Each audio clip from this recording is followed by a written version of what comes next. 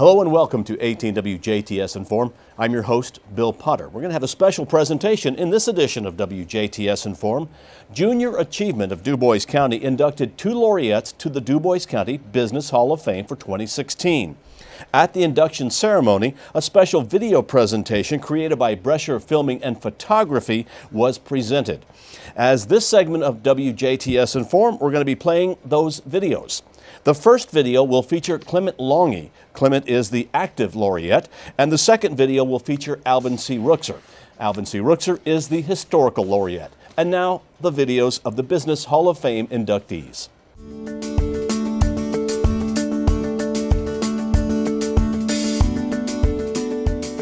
My first job was 90 cents an hour, putting springs in a chair.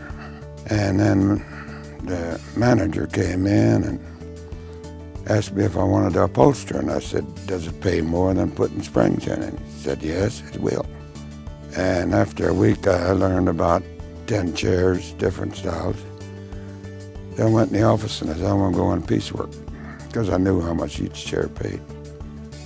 And he said, you can't do that. You don't know all the chairs. And I said, doesn't matter.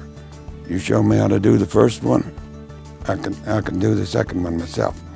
We were working 20 hours a week, and he was going to cut our wages. And I said, 20 hours a week? You can't cut mine, I'll be gone. So he cut them anyway. And that's when we went to the Schnitzelbank restaurant and drank a few beers and talked about starting our own company. You know, when I look at Clem Lange and I look at the Lange family, you know, Clem has hit the trifecta of life, in my opinion. You know, when I call it the trifecta of life, a winner in so many things, but the 3 things that are very important in people's life: his family, great family. Ultimately, as every successful man does, Clem has a great wife in Mary C. Lange, just a great lady.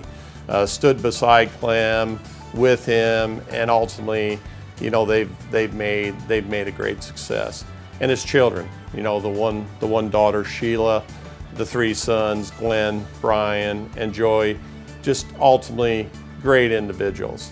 You know, the son-in-laws and daughter-in-laws, just great people. The grandchildren that are coming up are truly, you know, for the type of people they could be, this whole family is just a very great family. I started at an early age. Dad felt you needed to use your hands to be successful, so when I was about 14, he bought a 65 MGB sports car. So we worked on it for 2 years at nights after school till 10 o'clock at night. And after putting 2 years of hard work into that, and when it was time to get my license, he said, son, we got to sell your car. The insurance is too expensive.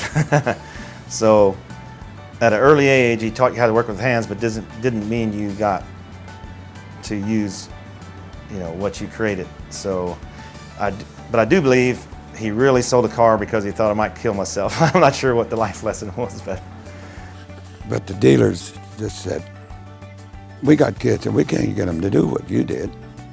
And I said, well, I don't know. That if they didn't do what I wanted, they got a boot up the butt.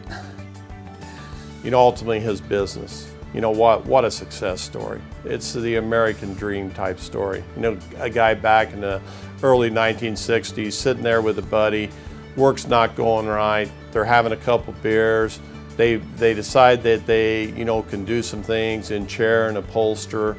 You know, they get a small shop, a small shed.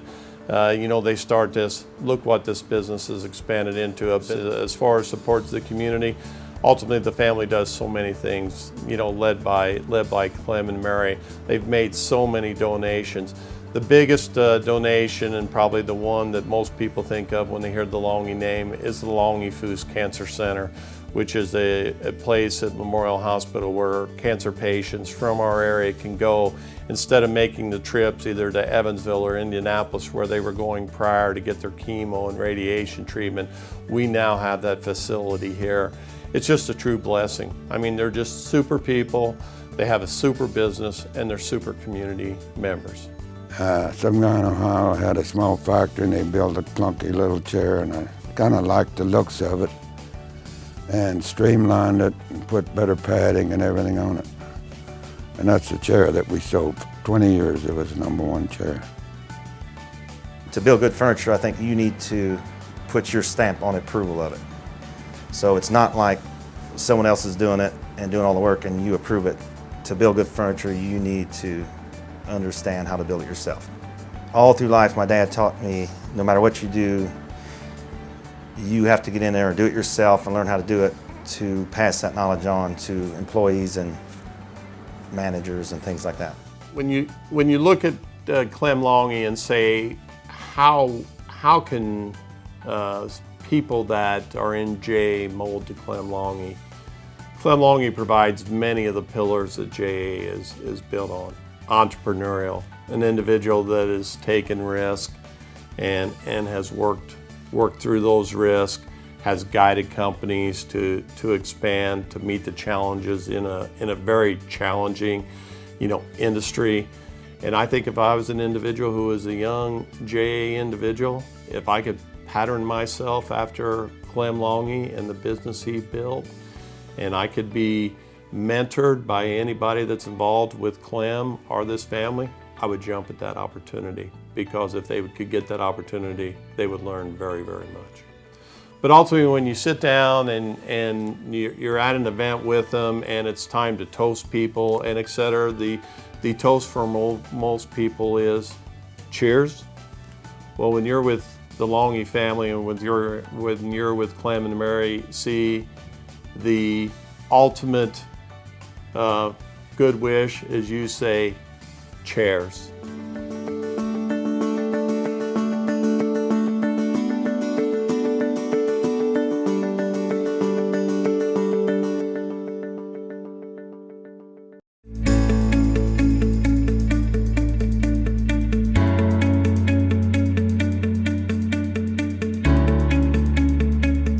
Alvin Ruxer was a visionary, but yet he was an entrepreneur. He was a man that was constantly looking for ways to improve not only his community, but to grow people. Shortly after his death, I was asked, what was the greatest attribute or characteristic of Alvin? And I asked a reporter to come back later in the conversation. He could get you to do things that you never, ever would even have attempted on your own. But because he believed in you, you did them. If there's one thing that stands out more than anything about Mr. Ruxer from my perspective is that there was no stranger in his life. He seemed to be a friend to anybody, wanted to know everybody he came across. Whether he was walking through the plant and a new associate started with us, he'd have to know his name and want to be introduced to him and know his dad and his grandpa and so forth. I just remember one time walking through the plant and a guy was soldering gutters for us, and he had to specifically walk up to that guy and say, what's your name? I'm Alvin Ruxer. And then he'd have to hear who his father and grandfather and mother and so forth was. So he'd never met a stranger in his life. Without a doubt, Alvin had a knack of getting people to open up to him. But the brains behind it was his wife, Hilda. She kept the books for the Ford agency for years and years. She was one that would keep track of where Alvin needed to go and remind him so he showed up on time, because he was always looking for the next opportunity, that next venture. Back in the late 60s, he began to become interested in American saddlebred horses. And he bought his first American saddlebred stallion. And at the time, people thought he was crazy. And Mr. Ruxer went on to say, America is the land of opportunity, where you can make a good living pimping for a horse.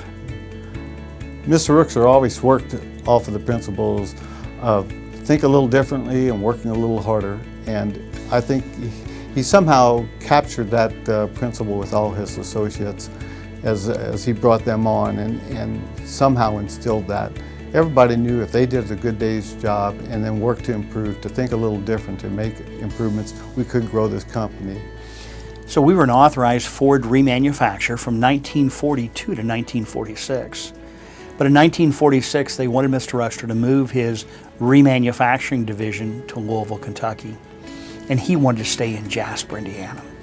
So they said he had to separate. And so in 1946, Jasper Engine Exchange really became its independent company.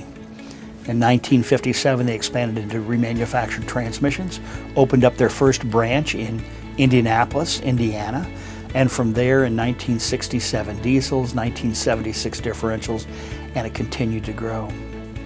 And today, Jasper Engine and Transmission is 100% employee stock ownership company.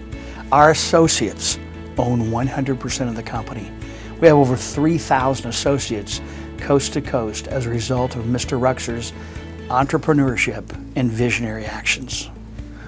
Mr. Ruxer had a unique way of motivating folks. He did a lot of public speaking, went to a lot of different conventions and so forth and did speaking, and one of his claims to fame was how he'd like to throw silver dollars around the crowd, and he'd be speaking to other car dealer owners and so forth, and he'd be halfway through his talk and he'd throw these silver dollars all through the crowd, and people would scramble left and right to pull these silver dollars up.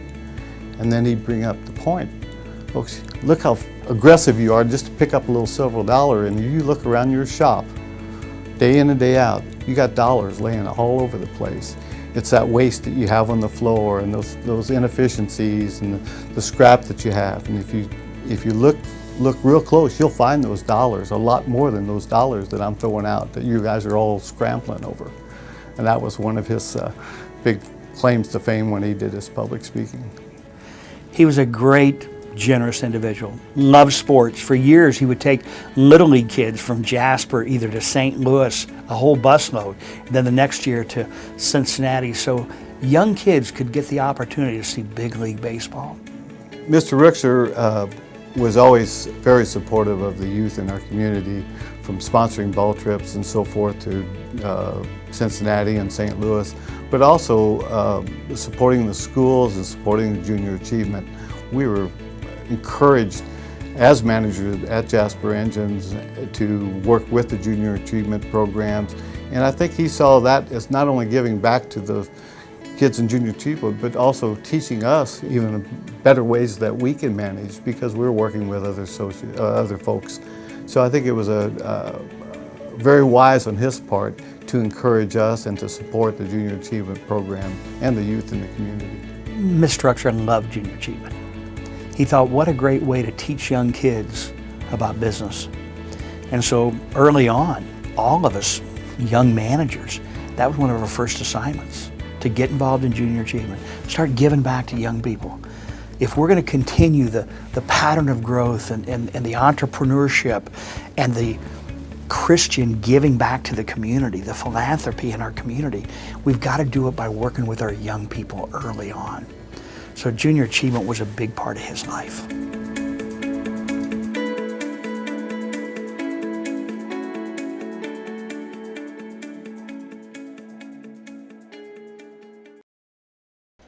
WJTS-TV congratulates the Dubois County Business Hall of Fame inductees, Clement Lange, the active inductee, and the Alvin C. Ruxer, who is the historical laureate inductee.